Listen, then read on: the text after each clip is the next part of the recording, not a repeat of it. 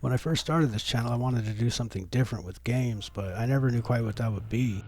I just knew I didn't want it to be retro because everybody and their monkey was making retro gaming channels, but the more I play new games, the more it makes me want to play old games. So for some reason I thought I'd give Fallout Shelter a go, and it's actually not terrible. It's got a familiar sense of humor, and upgrading the vault is okay, but it honestly just made me want to play a good Fallout game, and since I never bothered to play Fallout 4, I decided to give that a whirl. Unfortunately, I ended up with this unplayable mess. It's a matter of utmost urgency, I assure you.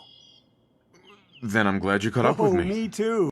Now, I know you're a busy fellow, so I won't take up much of your time. I'm here today to tell you that because of your family service to our country, you have been pre-selected for entrance I'm a little busy into right the now. local vault. This won't take but a moment. Need to make sure you're just a matter of verifying in the unforeseen event of Come back some total other time. atomic annihilation. You know, I didn't even bother investigating this shit. It's the only game acting silly, so I just said fuck it and did what any reasonable person would do.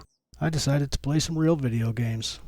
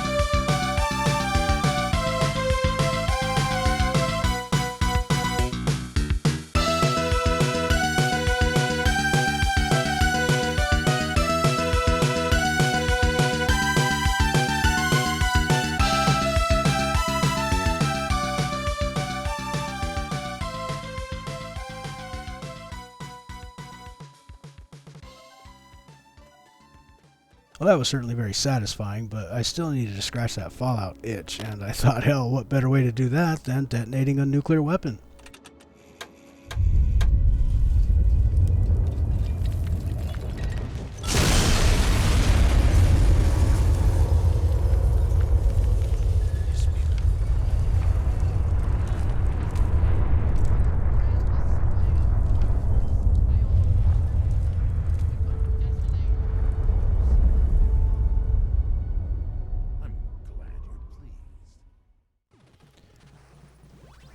Growing up, the NES was the console of my childhood. I started playing Atari when I was 4 and graduated to a Nintendo in 1986, about a year after everyone else did.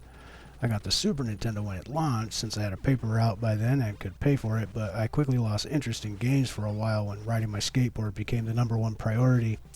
If I wasn't skateboarding, I was thinking about skateboarding, and I enjoyed the arcade or my PC a hell of a lot more than console gaming anyway. I didn't really get back into video games until I got a real job, and even then it was almost exclusively PC.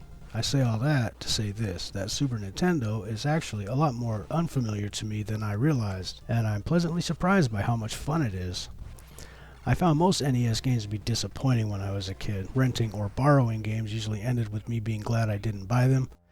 I really only enjoyed a few titles, and of the few that I did like, Contra was so far ahead of them it almost seemed like the only game on the system worth playing at the time. These days, the steady decline of quality in new games and all the other shady shenanigans have finally gotten to me. The entire industry seems to have gone bonkers, and most new games are pure trash, so I really did say fuck it. I bought a couple retro-style gaming controllers and downloaded about 600 ROMs. Well, more like 10, but who's counting? If game developers are going to continue producing pay-to-win multiplayer live service dog shit and glitchy-ass bug-infested woke garbage, I'll go ahead and enjoy the Super Nintendo library. I found quite a few titles I actually enjoy, and I'm having a great time playing quality games for free.